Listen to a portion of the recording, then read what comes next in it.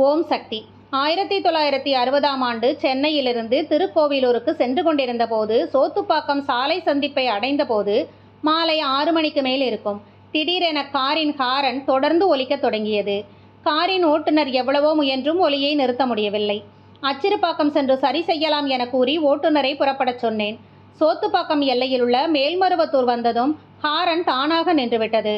உடனே காரை அங்கேயே நிறுத்தச் சொல்லி கீழே இறங்கி நாலாபுரமும் சுற்றி பார்த்தேன்.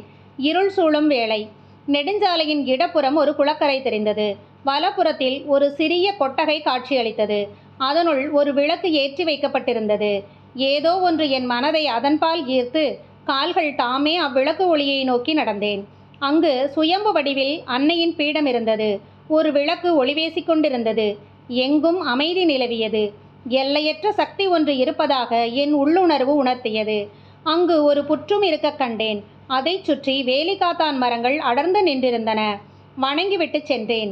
இது எனக்கு ஏற்பட்ட முதல் அனுபவம். அதிலிருந்து அவ்வழியே எப்பொழுது சென்றாலும் அன்னையை வணங்கிவிட்டு செல்வேன். ஒருமுறை அருள் திரு பங்காரடிகளார் அவர்களை சந்திக்கும் வாய்ப்பு கிடைத்தது. அவர் தான் பள்ளி ஆசிரியர் என்றும் சில ஆண்டுகளுக்கு முன்பு அருள் வந்து ஆதிபராசக்தி தம்மை ஆட்கொண்டதாகவும் சுயம்பு வடிவில் அன்னை மறைந்திருப்பதை மக்களுக்கு அறிவிக்க வேண்டுமென்ற அன்னையின் அருளாணைப்படி தான் சுயம்புவின் மேல் கீற்றுக்கொட்டகை அமைத்து விளக்கேற்றி வழிபட்டு வருவதாகவும் கூறினார்கள். ஒருமுறை மகான் வலிபா அவர்களை மருவத்தூருக்கு அழைத்துச் சென்றேன். அவர், இந்த இடத்தில் ஒப்பற்ற சக்தி நின்று நிலவி அருள்பாலித்து வருகிறது.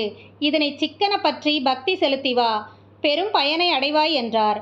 ஒருமுறை தொண்டர் ஒருவர் என் வீட்டிற்கு வந்து அன்னை தன் அருள்வாக்கில், எனது மகன் பரமகுரு வீட்டின் பின்புறத்து தோட்டத்தில் ஒரு அகத்தி மரம் இருக்கிறது, அது நல்லதல்ல, உடனே வெட்டி எறிய வேண்டும் என்று கூறியதாக தெரிவித்தார். அப்படி ஓர் மரம் எங்களுக்கு இருப்பதே தெரியாது. அன்னை கூறிய பின் போய் பார்த்தால் அங்கு ஒரு அகத்தி மரம் இருந்தது. உடனே வேருடன் வெட்டி எறிந்து விட்டோம். அடுத்த முறை அருள்வாக்கிற்கு சென்றபோது ஒரு வேப்பிலையை கொடுத்து சாப்பிடச் சொன்னாள் அன்னை. எப்படி இருந்தது மகனே என்றாள். வேப்பிலை கசக்கவில்லையே என்றேன். பின் என் நலம், குடும்ப நலம், கருவை சமாதியின் திருப்பணி வளர்ச்சி முதலிய யாவும் விளக்கமாக கூறி அருளாசியுடன் விடை கொடுத்தாள்.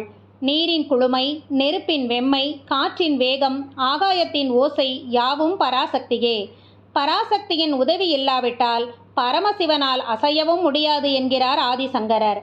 எனவே ஆதிசக்தியை பற்றிய ஆராய்ச்சியில் ஈடுபடாமல் அறிவை ஆட்படுத்தி ஆணவத்தை அடக்கி உணர்வை அளவாக வெளிப்படுத்தி இறை அனுபவத்தில் ஆழ்ந்து அக்காட்சியை வழிபட்டால், தியானித்தால் நம் பல்வேறு நலன்களையும் பலன்களையும் அடைவது திண்ணம்.